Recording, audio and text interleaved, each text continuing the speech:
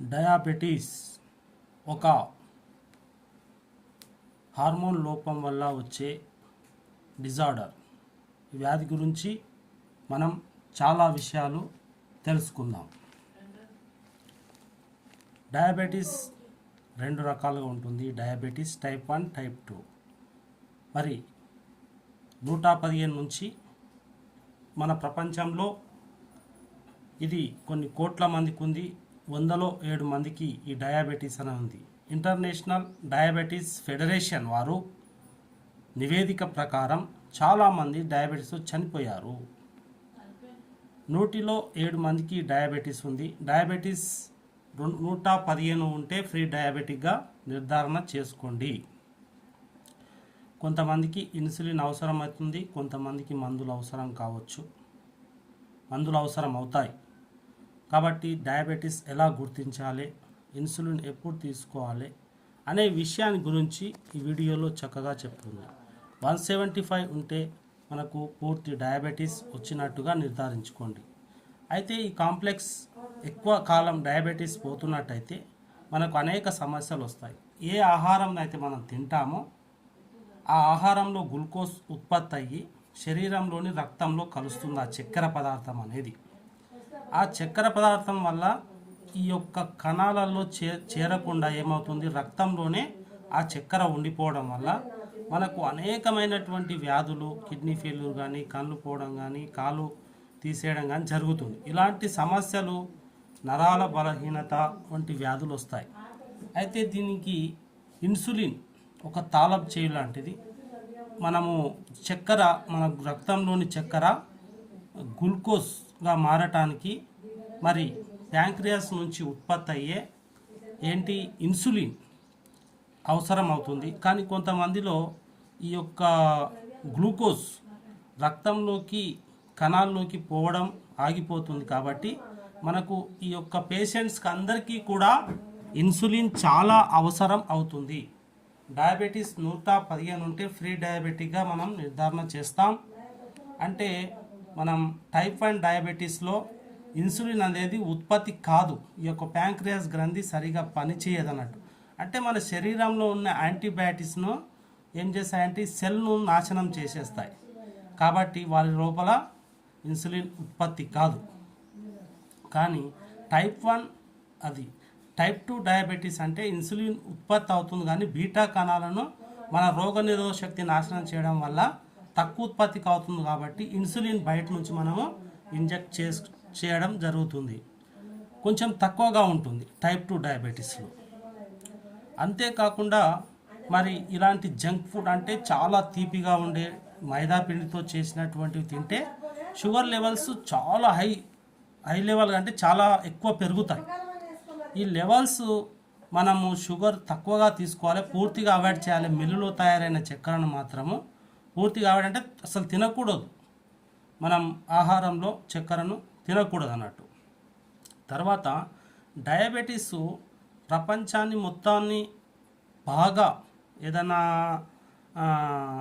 ఏమంటారు, చాలా భయభ్రాంతులకు గురి చేసేటటువంటి ఒక వ్యాధిగానే నిర్ధారించడం జరిగింది. వ్యాధి కాదు కానీ వ్యాధిగానే నిర్ధారించాలి. ఇది ఒక డిజార్డర్, హార్మోన్ డిజార్డర్.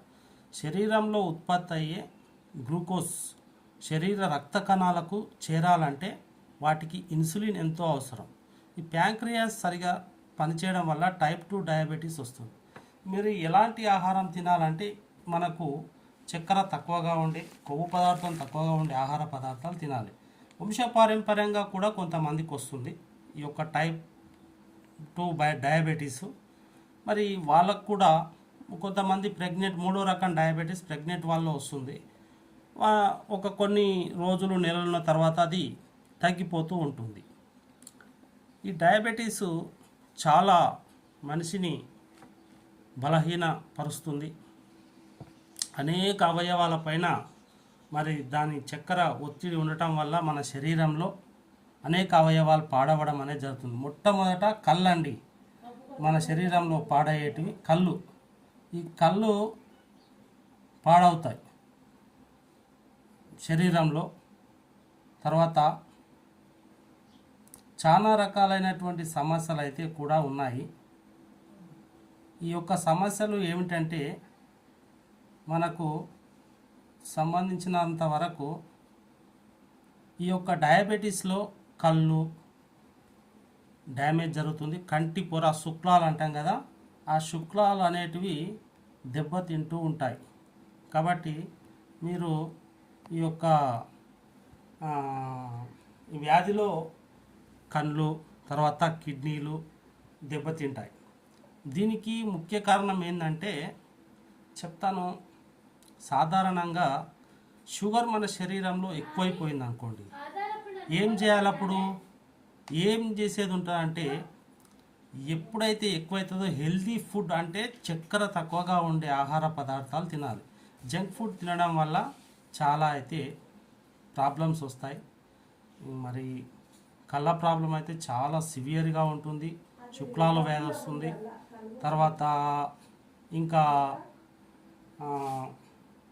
ప్రెగ్నెంట్ వాళ్ళ ఉన్నప్పుడు కూడా చాలా రకాలైన సమస్యలు కూడా ఈ షుగర్ వల్ల పుట్టబోయే బిడ్డకు కూడా షుగర్ వస్తుందని మరి డాక్టర్స్ వైద్య నిపుణులు అయితే మనకు తెలియచేశారు. మన శరీరంలో వచ్చే మార్పులేమో తెలుసుకుందాం. షుగర్ వల్ల కళ్ళు పోతాయి, గుండెకు ఎఫెక్ట్ అవుతుంది, ఊపిరితిత్తులు, కిడ్నీలు, తర్వాత మన కాళ్ళు. మన రక్తంలో షుగరు ఎక్కువైపోయి ఎక్కడ పోవాలనో తెలియక వీటన్నిటిని డ్యామేజ్ చేస్తుంది. సూక్ష్మ రక్తనాళాల్లో ఈ యొక్క గ్లూకోజ్ అంటే చక్కెర శాతం పేరుకుపోయి నరాల బలహీనత వచ్చేసి కిడ్నీలు పాడవుతాయి. అంటే పెద్ద రక్తనాళాల్లో కూడా డ్యామేజ్ అవ్వడం వల్ల గుండె ఎఫెక్ట్ అవుతుంది. అంటే ఇది చేసే అరాచకం ఇంత కాదు, కిడ్నీలు పోతే మనిషి చచ్చిపోతాడు. కాబట్టి మరి గుండె పోతే మనిషికి ప్రమాదం ఉంది. అలాగే కిడ్నీలు ఫంక్షన్ చేయడం చాలా ఆపివేస్తూ ఉంటాయి. ఇంతటి ప్రమాదకరమైన మరి షుగర్ వ్యాధిని నెగ్లెక్ట్ చేయడం కూడా ఇది చనిపోవడం వరకు తీసుకొని పోతుంది.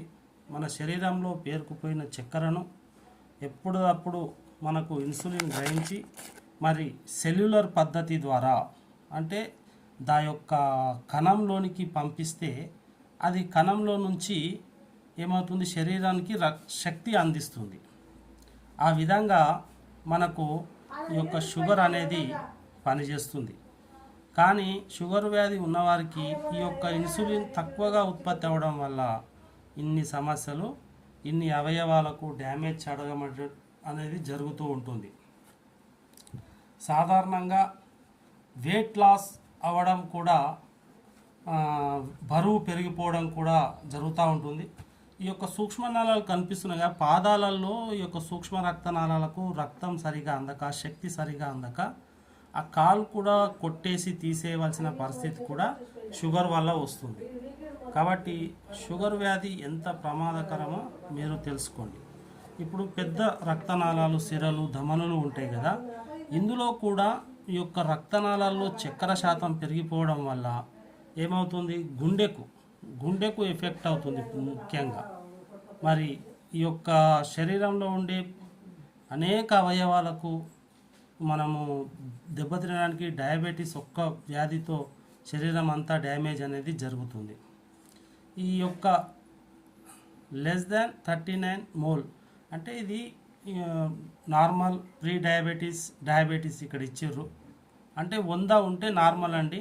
100 కన్నా 110, 120, 130 ఉంటే డయాబెటీస్గా మనం గుర్తించాలి. 115 ఉంటే నార్మల్ అన్నట్టు. 110 నార్మల్. మనం ఎక్సర్సైజులు అవి చేయడం వల్ల కూడా తగ్గించుకోవచ్చు షుగర్ను. మంచి ఆహారం ఇలా మీట్ కానీ ఫిష్ కానీ ఇవి తింటే చక్కెర లెవెల్ పెరిగిపోతాయి శరీరంలో, కాబట్టి అవి తినొద్దు. వాకింగ్ చేయాలి.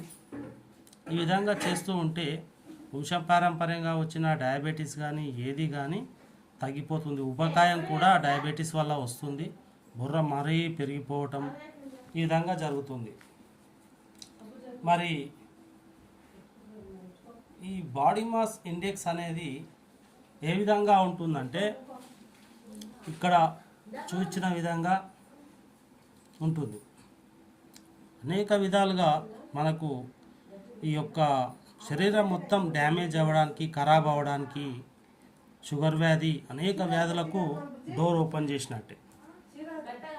స్త్రీలు కానీ పురుషులు కానీ ఎవరైనా సరే ఈ మనకు షుగర్ వస్తూనే ఉంటుంది. వంశపారంపర్యం కొంతమందికి వస్తుంది. అలాగే వంశపారంపర్యం లేకపోయినా షుగర్ కంటెంట్ శరీరంలో ఎక్కువగా ఉంటే ఈ యొక్క వ్యాధి రావడం అనేటటువంటిది జరుగుతుంది. థ్యాంక్స్. మరి డయాబెటీస్ గురించి టైప్ 1 టైప్ 2 డయాబెటీస్ గురించి తెలుసుకున్నారు. మరి మీకు వీడియో నచ్చితే లైక్ చేయండి, షేర్ చేయండి. Thank you so much.